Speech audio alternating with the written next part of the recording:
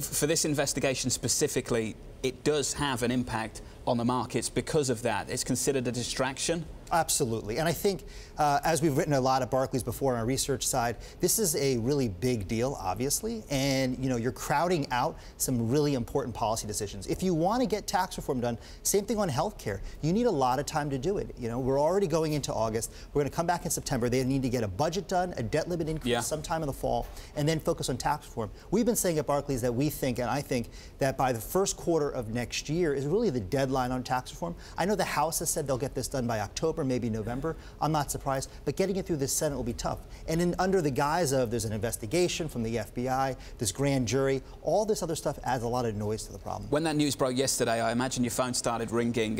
What was the #1 question, and what was the answer you were giving them? Is this normal? And the answer is really, it's not normal. But it was expected. As David mentioned before with the last speaker, I wasn't surprised there was a grand jury.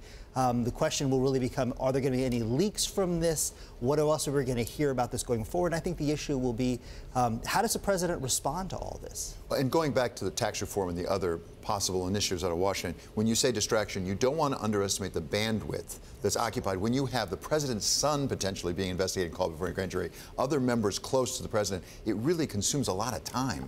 Absolutely. And you saw this on healthcare. You need to spend a lot of time working on these issues to get these things done. You need public hearings. You need to put Congress together on this to talk about it, to come up with legislation. Otherwise, these things can easily just slip through the cracks, and we saw this on healthcare. Harm, if you had a forecast for US GDP and it had included in it for next year some fiscal stimulus, some tax cuts, are you thinking twice about it?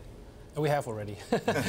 we actually took this stimulus off the table. So late last year, we thought with all the euphoria that the Republican leadership gets something done. I mean, to be honest, it was always a little bit of a black box, because if you thought through the types of majority Republicans had in the House and the different groups and in the party, was always a bit tricky. But we felt like after being so many years being the opposition, now having the chance to carve something out, they would somehow get their act together and agree on something. But given after all that we saw in Washington over the last several weeks and months, we took that stimulus off the table.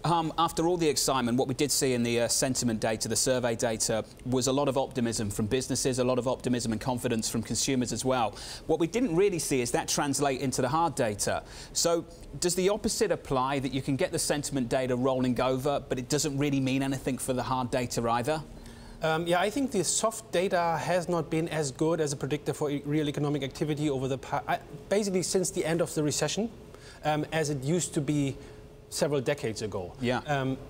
That's why I tend to discount a little bit that message. You remember we had just two years ago, we had the low oil price and the ISM was below 50 and people were crying recession. And we always said, no, that's not true. It's not going to happen. It may be a soft patch, but it's not going to be a recession. And at the same time, when we had the ISM and consumer indexes hitting multi-year highs most recently, we never thought we were going to 4% GDP growth or something, which traditionally these levels would have indicated.